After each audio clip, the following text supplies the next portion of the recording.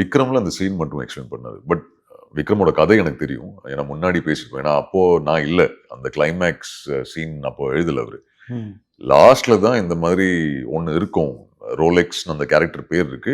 என்னோட பார்ட் அவர் எழுதல. மீன்ஸ் அன்பு வருவார்னு தெரியல. ஏன்னா அந்த கைதியில அந்த ஃபயர் எக்ஸ்டிங்விஷர் வச்சு அடிச்சிருப்பாரு. ஸோ முன்னாடி எல்லாம் பேசிட்டு இருந்தோம். இந்த மாதிரி ரோலெக்ஸ் கேரக்டர் ஒண்ணு வரும் கிளைமேக்ஸ்ல.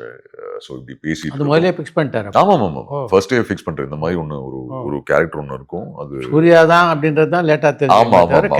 கேரக்டர் ஃபிக்ஸ் ஆனது. பட் அவர் அப்போயே சொல்லியிருந்தாரு பண்ணாருன்னா சூப்பரா இருக்கும். பட் பண்ணுவாரு இல்லைன்னு தெரியல.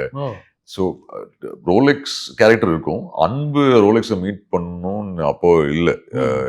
எனக்கும் தெரியல. அவர் ரேண்டமா சரி ஒரு நாள் நான் ஒரு படம் ஷூட் பண்ணிட்டு கோவால இருந்தா அப்போ ஃபோன் பண்ணி சொன்னாரு வந்துரு மச்சி ஒரே ஒரு நாள் ஷூட் இருக்கா சரி ஓகே வந்துடுறேன் சொல்லி ப்ரொடக்ஷன் பர்மிஷன் கேட்டு அப்படிதான் விக்ரம் நடந்தது. ஸோ அப்போ சூர்யா சாரோட அவர் தான் சூர்யா சார்கிட்ட இன்ட்ரடியூஸ் பண்ணாரு. சூர்யா சார்கிட்ட பேசி அவர் சொன்ன மச்சி இதுதான் உன் டயலாகு, இதுதான் சீன், இப்படி ஸ்பீக்கர் வால்யூம் இன்க்ரீஸ் பண்ணுவாங்க, நீங்கள் டயலாக சொல்லணும். அவர் வந்து எஸ் சார் நோ சார்னு சொல்லுவார். ஓகே ஸோ அப்படிதான் அந்த சீன். ஸோ இல்லை எந்த ஒரு சேஞ்சும் இல்லை சார். அவர் எப்படி ஃபர்ஸ்ட் படம் கைதியில் எப்படி டைரக்ட் பண்ணாரோ அப்படிதான் என்கிட்ட விக்ரம் வரைக்கும் வந்திருக்காரு.